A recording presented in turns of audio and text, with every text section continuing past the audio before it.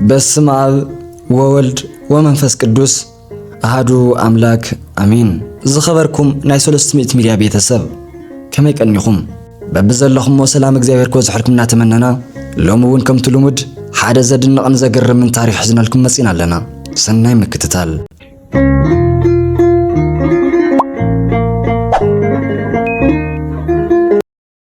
ሎሚ ንምልከቶ ዛንታ ንቡር ዛንታ ጥራሕ ኣይኮነን።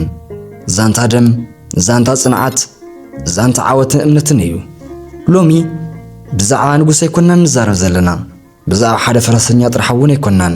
ብዛዕባ ሓደ ዓብይ ወታደር ጥራሕ እውን ኣይኮናን። እኳ ዳኣስ ብዛዕባ እቲ ዓብይ ሰማይት፣ ብዛዕባ ፀሓይ ልዳ፣ ብዛዕባ እቲ ኣኽሊል እምነት ዝተሰለመ ሰማዕቱ ቅዱስ ጊዮርጊስ እዩ። ሎሚ ናብ ነዊሕ ትማሊ ኸይድና ንድህስሶ ታሪኽ ንስነ ምፍላጥ ጥራሕ ዘይኮነስ ምእንተ መቐይሮ ነጥብ ክርስትና ኣብ ንእስነትና ዓብይ ነጥብ ስለ ዘለዎ እውን እዩ።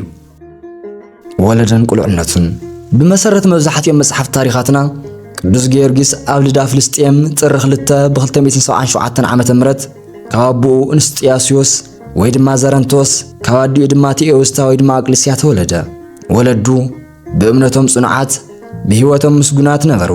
ፍረጻማ ጸሎቶም ከዓ ንጸሎት ዝተግህ ንክርስቶስ ዘፍቅር ንእምነቱ ዝሓልፍ ውላድ ተዋህቦም።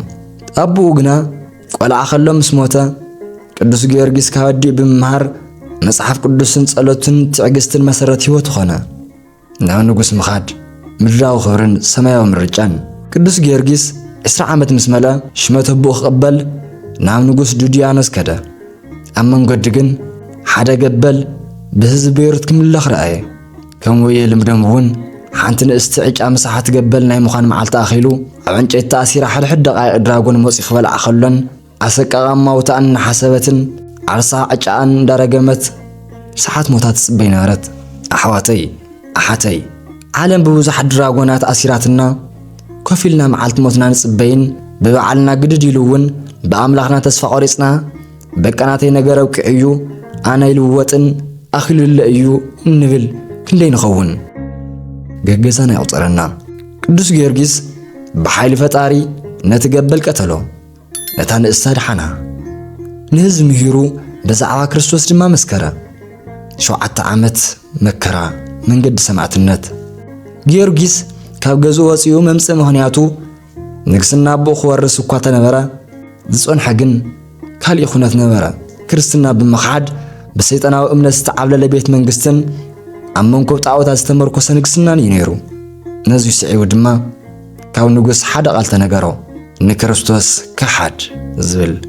ንሱ ግን ከም ዝበለ ካብ እቲ ዝረአ ዝሓልፍ ምድራዊ ኣኽሊል እቲ ዘይረአ ሰማያዊ ኣኽሊል መሪፅ ኣለኹ። ኣብዚ ሓንቲ ካብቲ ናይ ዝጥዑም ወቕቲ ማህሌተ ጽጌ ናይ ወለድና ወረብ ክንውከስ። ኣክሊለ ጽጌ ማርያም ቀጸላ መንግስቱ ለጊዮርጊስ። ናይ ጊዮርጊስ ናይ ንግስንኡ ዘውዲ ኣክሊለ ጽጌ ማርያም ንስኺ ኢኺ።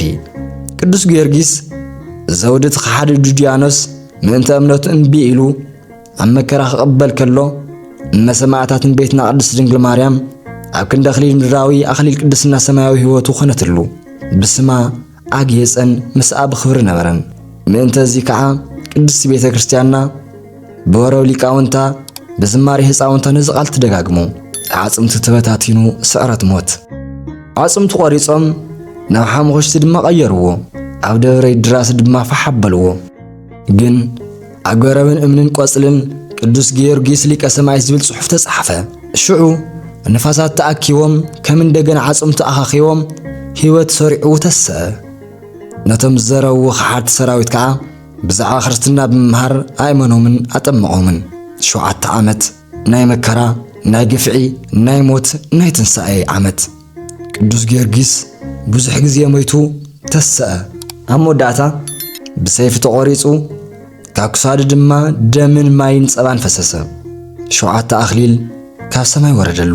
ቤተ ክርስቲያንና ኣብ ብዙሓት ጥንታውያን መጽሓፍታን ከምኡ እውን ኣብ ዕለት ተብጽሖ ናይ ሕብረት ጸሎታን ሰኣለነ ጊዮርጊስ ሃበ እግዚአብሔር ወጸልበ እንቲአነ ሃረድዎ ወገመድዎ ወዘረው ስጋሁ ከመ ሐመድ ወወሰድዎ ሃበ ሰብአ ነገሥት ረገጸ ምድረ አንሰ አሙታነ ቅዱስ ጊዮርጊስ በሰላም አደወ መንግሥተ ክብር ወረሰ እናበለት ትዝክሮ። መልእኽቲ ንናይሎም መናእሰያት ቅዱስ ጊዮርጊስ እምነት መከራ እያ ትፍተን።